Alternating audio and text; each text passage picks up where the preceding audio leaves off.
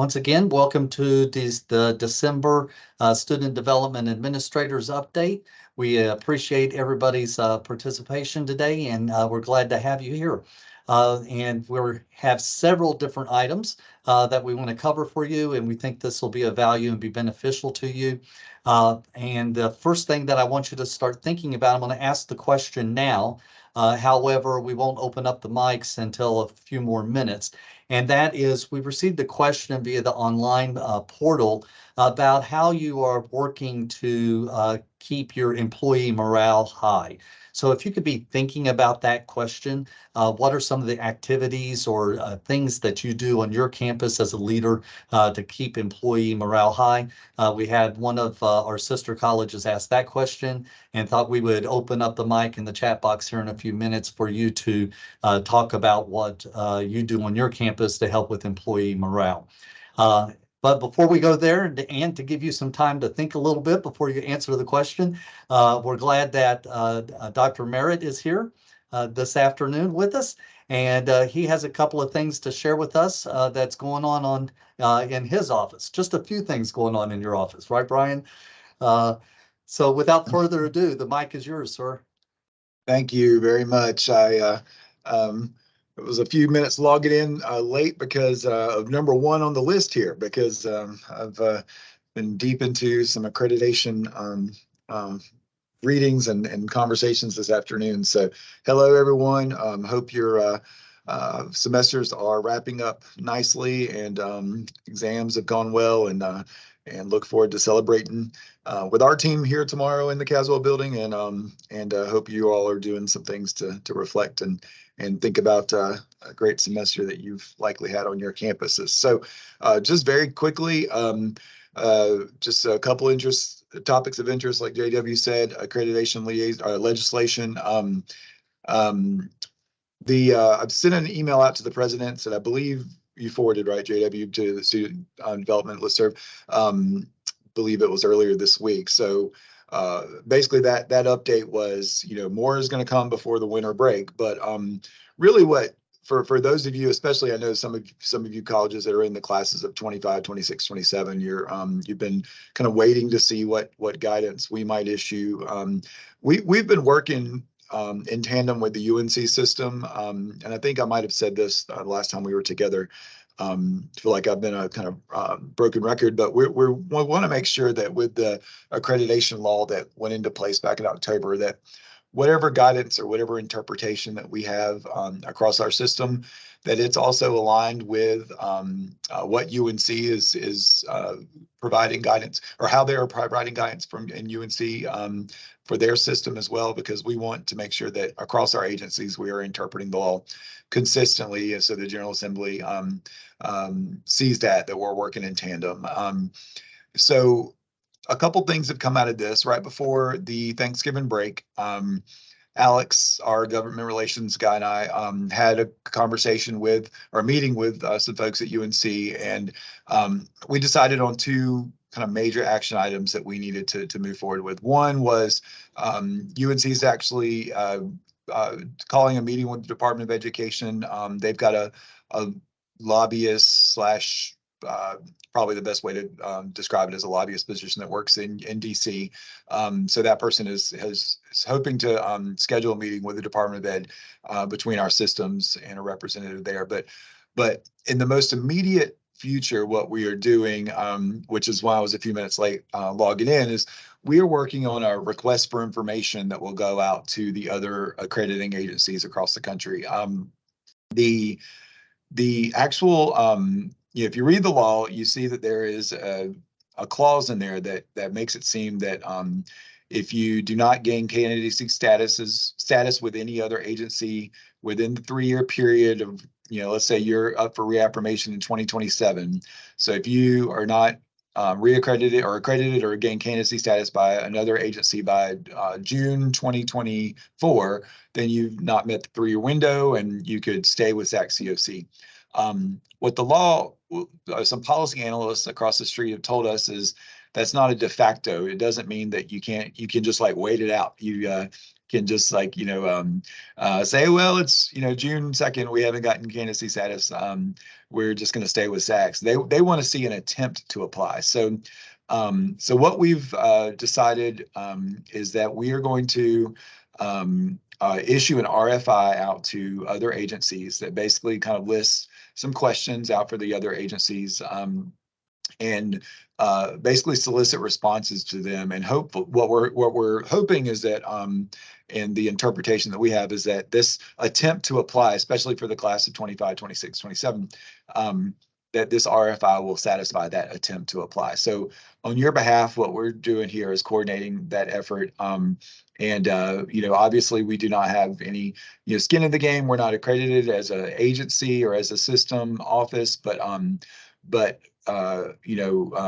think the General Assembly is wanting to see us kind of working in tandem with UNC on this and speaking from a common voice or with a common voice. So that's I was reading the draft RFI just right before I got on here and sent it out to our team for review, and I'm going to share it with a few presidents from our Presidents Association leadership after we get off this call. And so all that to say is, if you read the guidance that I sent out to the presidents a couple days ago, those of you who are in the class of 25, 26, 27, what I advise you to do right now is maintain your accreditation with SACS COC. Protect your institution, keep your institutions open. You all know that you have to maintain accreditation to have Title IV funds, and we need that to keep our institutions open. So with that, I will, if there's any questions about that, I know accreditation's been a hot topic, so I'm happy to take any questions from the chat, or if anyone wants to unmute, just let me know. But I'll just go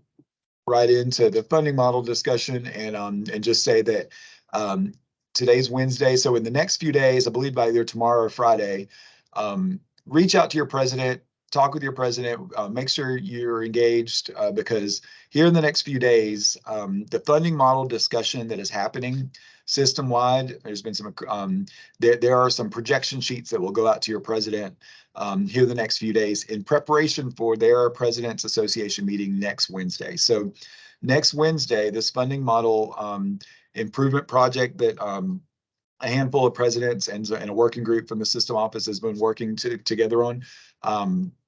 The model was presented to the presidents last month.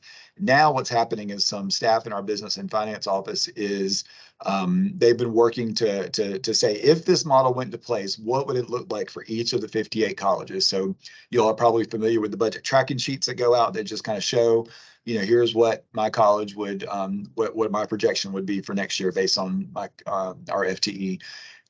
So what we're doing right now is business and finance is coming up with those projections and tracking sheets in preparation for the presidents to take a full look at the funding model proposal and discuss that next Wednesday. So sometime between now and then, hopefully your president will engage with you in conversation.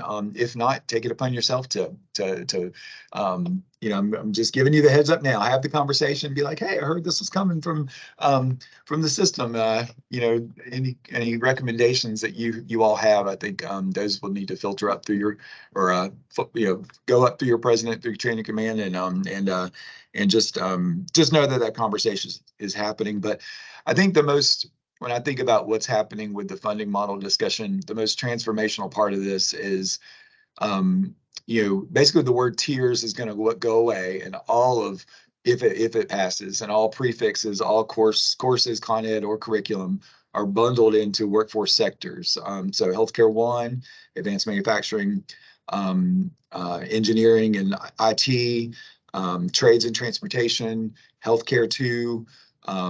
There's an other technologies category, arts, languages, humanities, I believe, are bundled. So really what we're doing is putting a greater focus on planning instruction and planning meaningful training and educational opportunities at your campuses based on workforce demand and based on sectors, and not these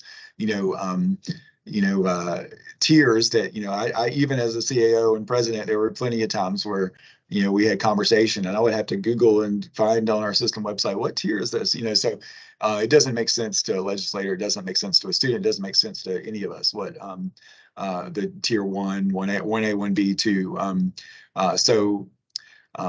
So yeah, I think this is just, but the transformational part of this is, to me, it's our compliance and our system level tiers really drive us to think Con Ed versus curriculum versus basic skills, CCR. It's putting all of this in one bucket, I think, is really going to help us think differently as a system. So and lastly, I'm not going to go into too much detail about this unless JW wants to, but the Parent Bill of Rights, you all have received a toolkit from our legal counsel here at the system office. And there's a Q&A webinar on December 11th to really ask her questions and really kind of think through how you all are going to implement that on your local level in collaboration with your LEA.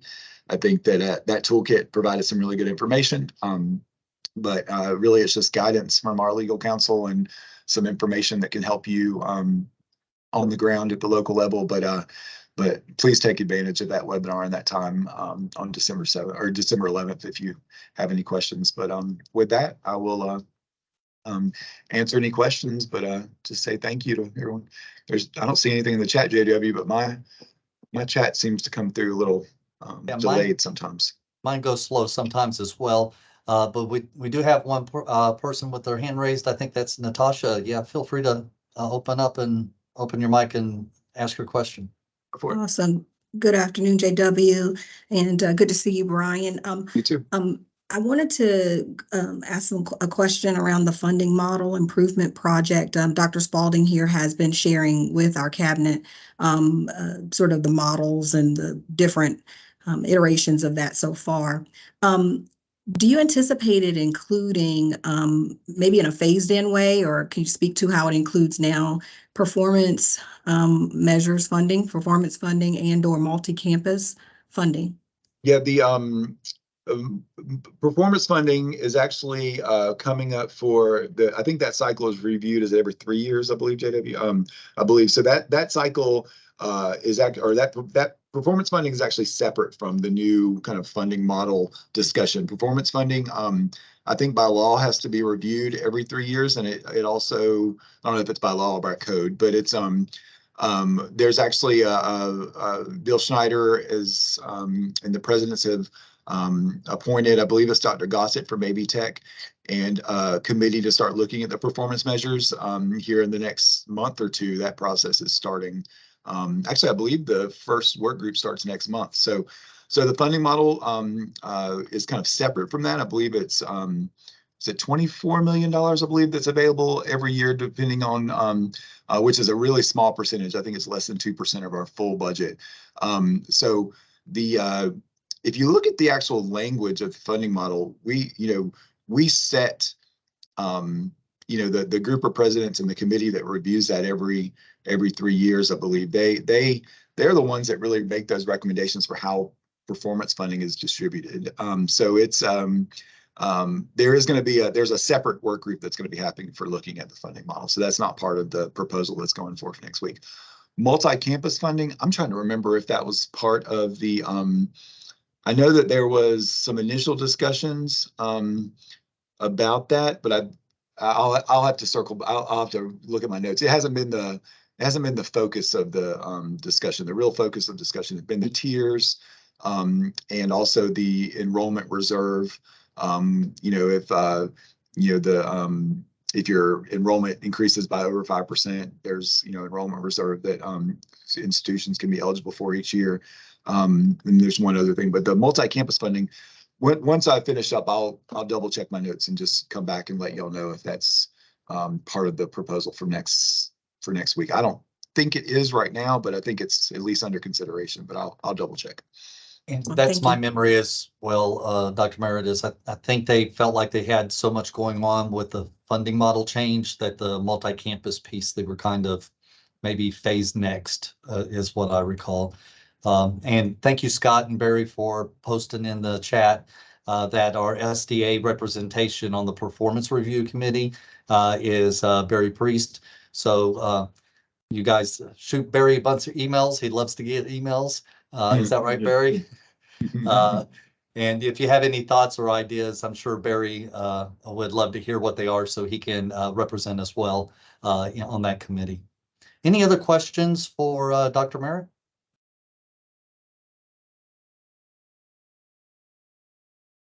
All right. Well, thank y'all. I will, I'll double check on the funding model thing and I'll type it into the chat just a little bit, or the Wonderful. multi-campus funding things. Okay, excellent. Thank y'all. Thank you. Thanks, Thank you. JW. And so now let's move to kind of a water cooler open mic opportunity here, I guess you could call it. Is the question we received ahead of time. You know that I always ask for questions and agenda item topics. And one of those for this time was to just kind of have an open discussion. And I was thinking we could take maybe 3, 4, 5 minutes for you guys just to share with one another. What are you doing to maintain or increase employee morale on your campuses? So if you want to put your thoughts in the chat, or if you'd like to unmute and raise your hand, feel free to do so.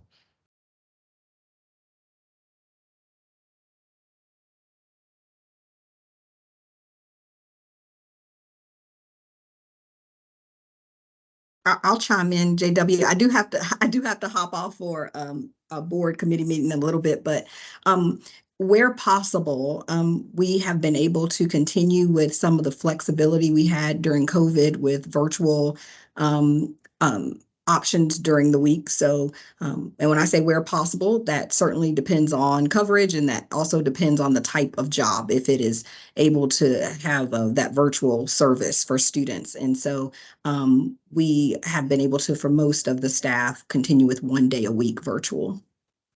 I think that helps a lot. Yeah, thanks, Natasha. I appreciate that. Anyone else?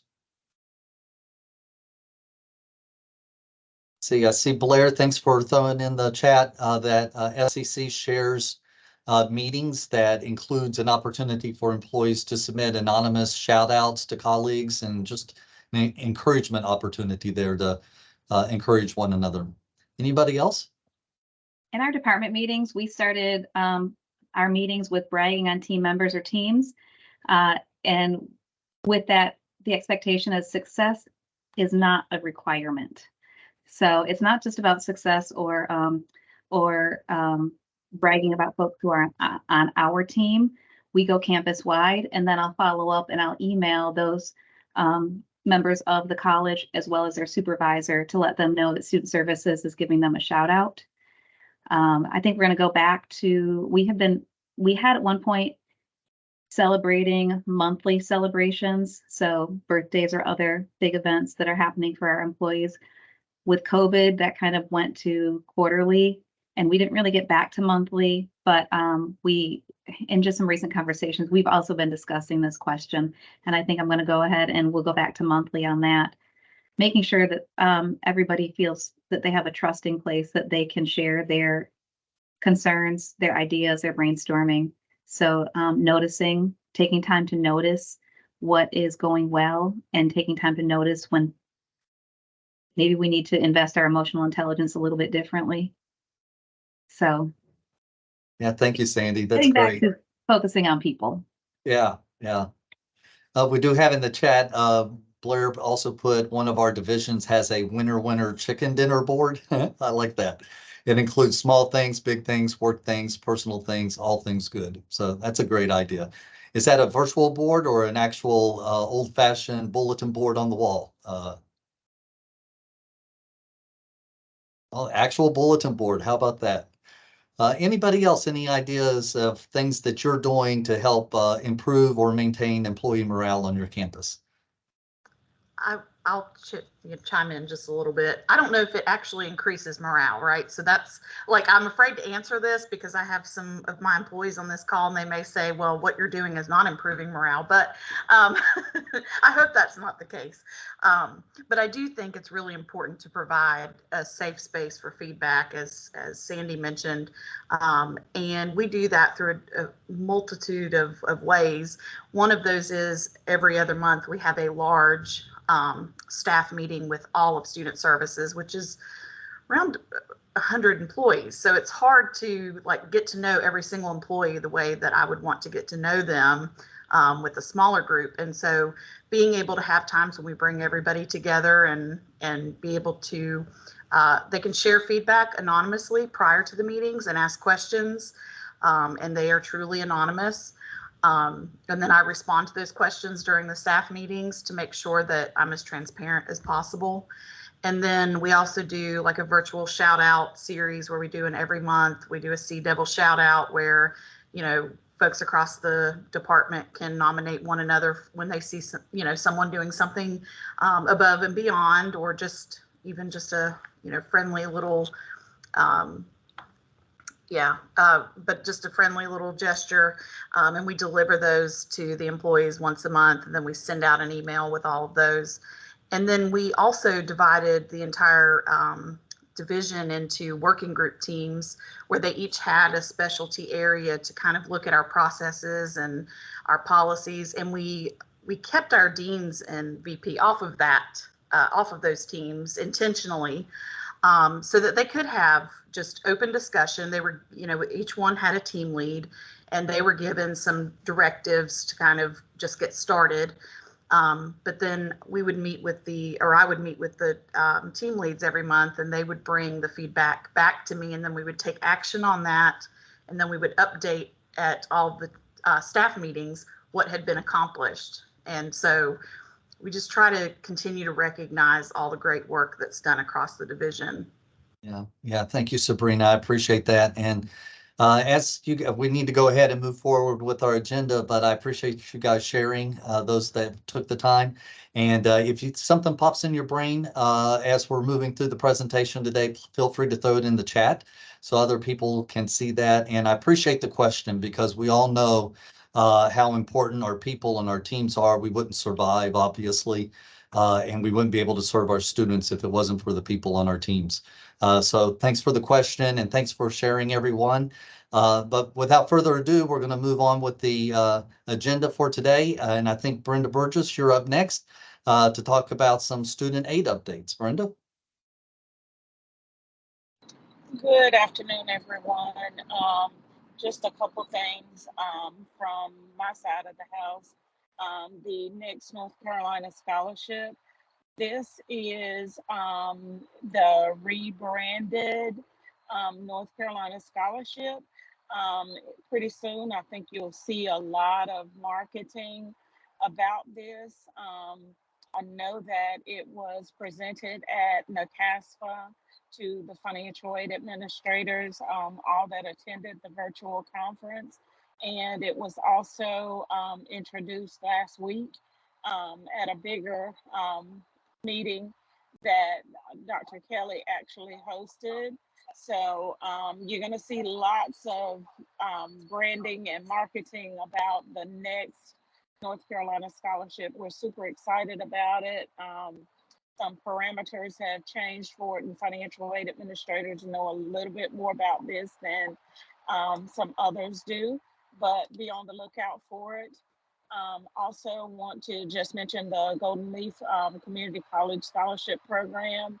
There is a new allocation method for reimbursement through the system office state level accounting versus the old way of requesting reimbursement through the 112. So college administrators, financial aid folks have received some training. There's also some documentation on it. And if you're interested in knowing more about that, you can reach out to myself or Dr. Wanda White. And just another reminder that the December expenditures report is due December 29th, and that will be for scholarship.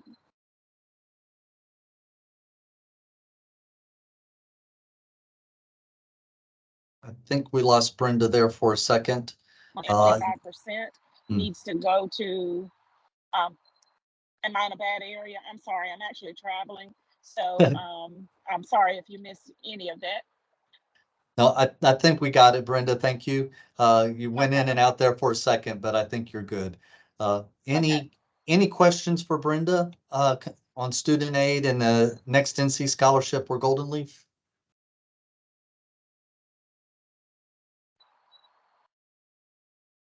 Okay, thank you, Brenda. We appreciate that. And just one other comment about the Next NC Scholarship. This is not the only time you're going to hear about that. I think, as Brenda alluded, I think it'll be talked about often on the financial aid community meetings that Brenda has with the financial aid directors. So just keep your ears open. We'll keep you informed as best as we can on the Next NC Scholarship, which is basically the state scholarships that we used to have. So thank you, Brenda. I appreciate it. We'll move on to our Thank you. next slide, which is Finish Line Grants. Excuse me. And I won't read this whole slide to you, but basically what we need each of you to do concerning the Finish Line Grants is a recent appropriations from the General Assembly, which is a reoccurring amount, was allocated to the colleges here recently, and you should have that money available now. Which means that you have two different pots of money for the Finish Line Grants program. And so what we're thinking is that some of the colleges may not need both pots of money. So we'd like for you to project how much you really need this fiscal year for both pots of money. And if there's any of the 559 EANS money that you could send back to the system office, then using the link in the email, please let us know how much that is. Then we'll recall that money in January. And in January, hopefully as soon as possible, then we'll bring all that money back together into a new pot and have an opportunity for colleges to apply for new projects. We're working with the governor's office on what those projects would look like. And as soon as we know, we'll let you know. Are there any questions about that?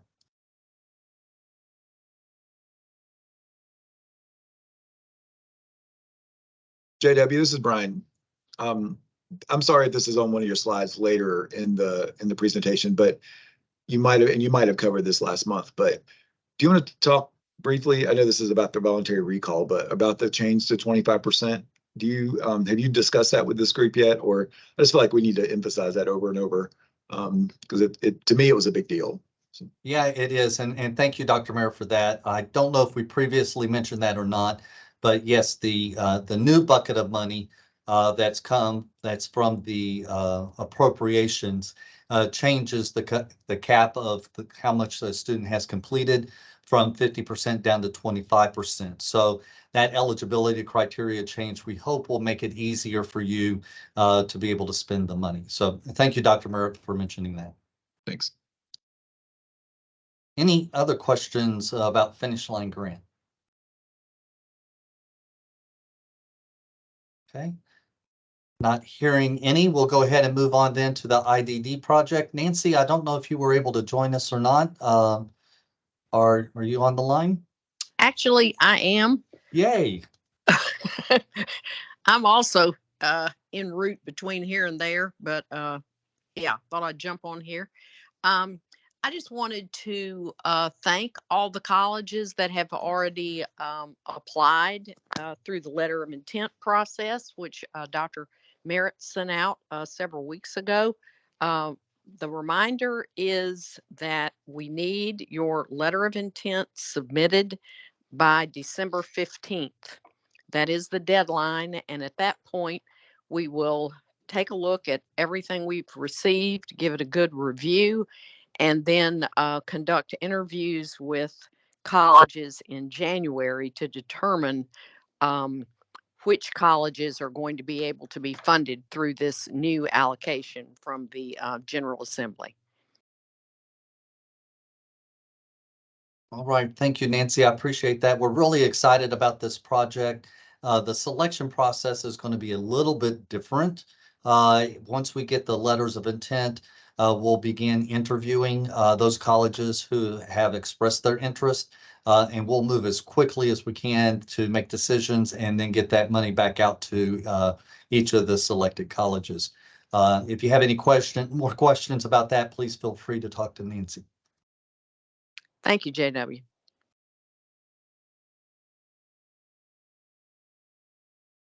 Okay, Trudy, you're up next. All right, I'm up. I'm here. I just have a couple of things. Right now, it's actually started today, the solving of campus sexual assault and dating violence puzzle. That's across the entire United States, so there's quite a showing, but it's filled with Title IX information and sexual assault. So it's a yearly event. And I sent out notifications and invitations to the Title IX folks. So hopefully, I know a number of them are participating. I saw them today. So like I said, it's going today, tomorrow, and Friday, all day long. So, and there are wonderful prizes for these, for people that participate. Money. So it's pretty good. Another thing is we are having a Title IX Lunch and Learn on the 12th. And that's going to give us an opportunity to talk about how do the Title IX staff communicate to faculty, staff, and students about sexual assaults or any other Title IX issues that exist on their campuses. And then there is a new tool for transition planning for that is from Work Together NC. I was on the steering committee on that, and we worked on this for over a year at least, and through NCIDD at UNC Chapel Hill and various other state agencies. But it's a phenomenal resource for students with intellectual disabilities. Parents can use it. It's a transition tool. There's resources for employment. There's resources for independent living.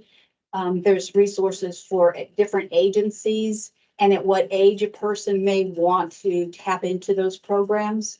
So it is filled with a lot of resources, and a lot of people work very hard on this to get it together. So very proud of this tool. So please take advantage of it. Check it out. So that's all I have. Excellent. Thank you, Trudy. We had a couple of questions in the chat. Jonathan asked about Finish Line Grant. And does the 25% change go to both funding sources? And that answer is no. The original one remains the 50%. The 25% is only for the new funding source. And then Kim asked about, will we be interviewing all the colleges on the IDD letters of intent? And yes, that is our plan to review each of the colleges. And thank you to Monty for bringing me a cough drop. I appreciate that. We'll move on now to Brian. McCullough, do you have anything for us from CU Instruction and Student Records? Thank you, Dr. Kelly. Yes, very quickly, you can see some documents listed on the slide. Those documents can be found in our service portal. Some of you may be familiar with those, depending on if it's something you would use normally. But if it's not something you would use, please let the appropriate staff know that those have been updated or there's even a new one. We're recommending that all colleges use these to clean up those duplicates.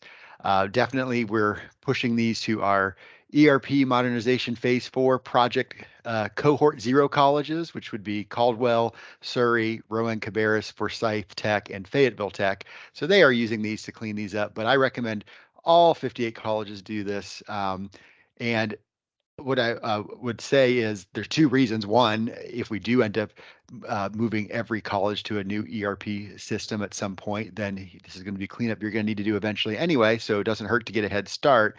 But two, maybe even more important, is the data that you have. We want it to be accurate. No one likes duplicate records. I'm sure you don't like duplicate records in your system either. So these three resources should help you and or your staff do that cleanup. Of course, if you have questions, you can use that same portal to submit an incident, and then either my coworker Sonia or myself can assist. Thank you. All right, thank you, Brian. Any questions for Trudy or Brian? Trudy, sorry about that.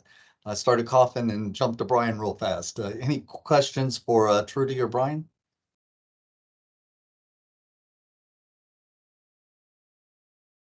I'm not seeing or hearing any. Andrea, are you on the line today?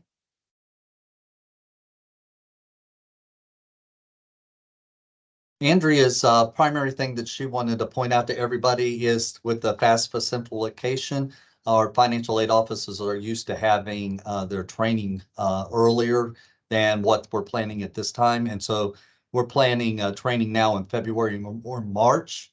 And a reminder that the ICERs are not even going to be available for your financial aid offices until the end of January. I think our co-ed, dev ed directors are on the line, Katrina, Lucretia. Any updates for the group?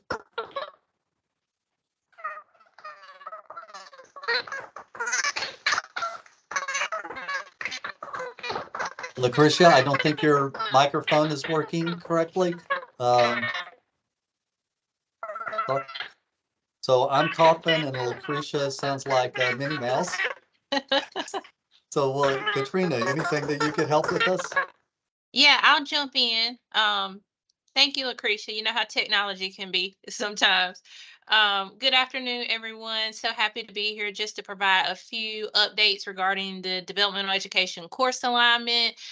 We have been working very hard over the past few months to hold additional sessions for faculty and department chairs. We just wrapped up those sessions last month, and now our course teams have reconvened to work on finalizing course drafts and make additional recommendations related to our proposed courses to our advisory council for developmental education.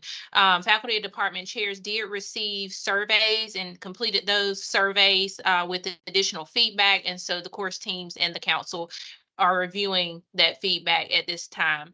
And so next steps for us with DevEd course alignment is we will finalize recommendations for the CCRC February meeting. And so we will work on that for the remainder of this month and right after the holiday. And then we will prepare for that meeting in February. In addition, the placement subgroup continues to meet to discuss additional placement options and placement testing options for colleges. And so we will continue to provide updates as that group and other subgroups of developmental education advisory council continue to meet. And so again, we're just working through each phase of this process. And so as we stated last time when we had the opportunity to share, we will be calling on members of this group to assist as we continue to move forward with this work. And so those are our updates for right now. I'll pause in case there are any questions. Thank you, Katrina. Any questions for Katrina or Lucretia if her mic's working now?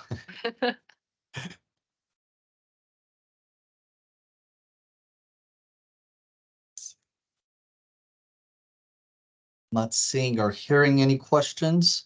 So we'll continue to have the DevEd course alignment on our monthly meetings every time. So and one of the best ways to get your questions answered about not just DevEd, but everything is to submit those questions ahead of time when I send out the request for agenda items. That way we can be prepared and answer your questions at our upcoming meeting.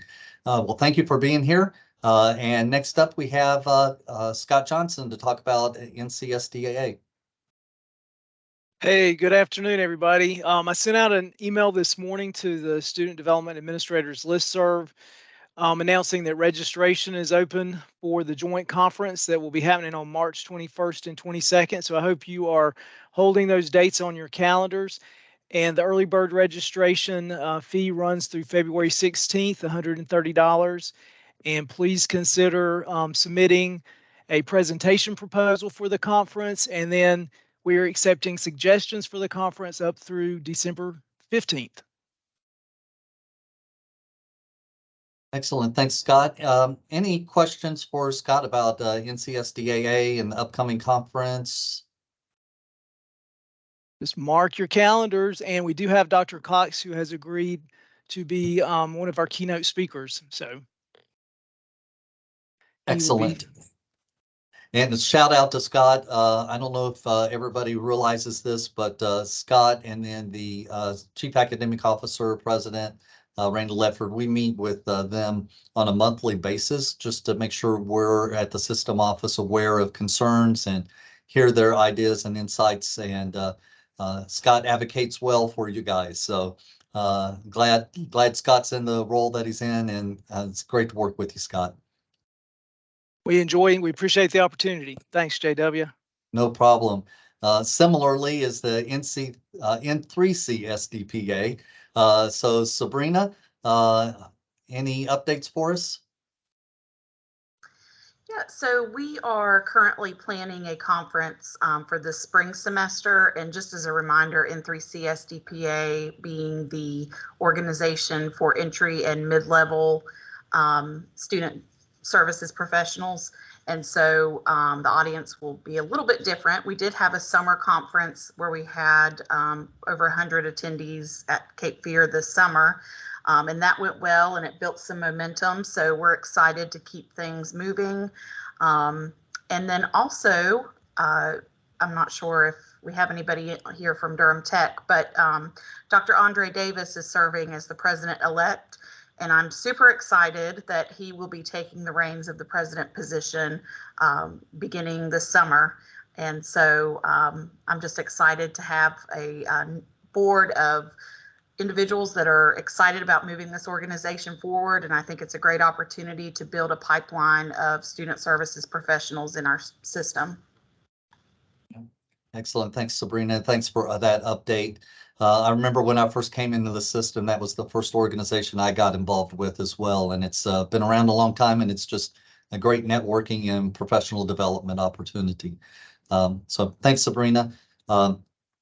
Next up is an update from our Student Success Center. Andrea, I hope you're on and can share with us.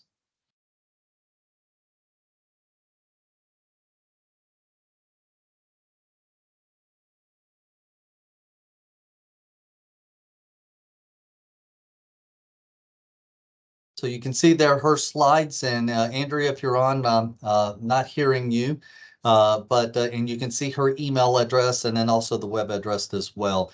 They're working on several different items. One is an information hub for colleges to be able to share resources. So I'm excited about that. Excuse me. They're also working on some legislation. We're requiring career planning for 7th graders and hoping that we can partner with them on those pathway creations. And please check out their website for upcoming professional development opportunities. And as I throw up the slide for our upcoming meetings, I'll pause here. Monty put some information in the chat. Monty, would you like to share about the FERPA training? Yes, and everyone, JW did ask me if I had something to provide, and I said no, and it ran across his email. Everyone, I would like to thank JW and Sandra Lackney for spearheading this to getting this started. We realized that the colleges really want FERPA training, and so I worked with Dr. Lackner, and she identified a vendor who would come in and do some training for us. It's going to be separated by regions, so we have the western part of the state is going to be Isothermal Community College on March the 20th. The eastern part is going to be March 19th at Durham Tech. They agreed graciously to host that one. And just to give credit where credit is due, the training is going to be funded by Perkins, which is Bob Whitaker's area, and also CCR, which is Sandra Thompson's area. And so they agreed to help provide funding for the vendors. And so it's a great collaborative effort to help the colleges with resources and information they need. And so just know this training is open to everyone, not just curriculum, but also CCR, Perkins, CE, and everyone else. Anyone who has access or touch student records, I would say probably invite them to this training.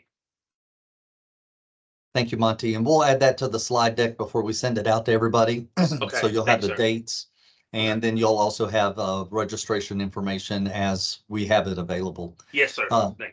Yeah, thank you, Monty. I appreciate it. And this is our team for student services. As always, we're here to serve you if there's anything we can do to help. We'll pause here and end our formal part of the presentation and turn off the recording and see if you guys have any questions or if there's anything else that we need to talk about.